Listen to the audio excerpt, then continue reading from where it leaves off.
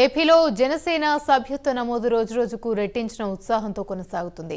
ఇప్పటికే 10 లక్షలు క్రాస్ అయ్యాయి జనసేన సభ్యత్వాలు. మరో వారం రోజుల్లో 15 లక్షలకు చేరే ఛాన్స్ ఉందంటున్నారు. వైసీపీ నుంచి జనసేనలోకి చేరుతున్నారు. జగన్ సంబరపడుతున్న 40% ఓటు బ్యాంకుకు జనసేన గండి కొడుతుంది.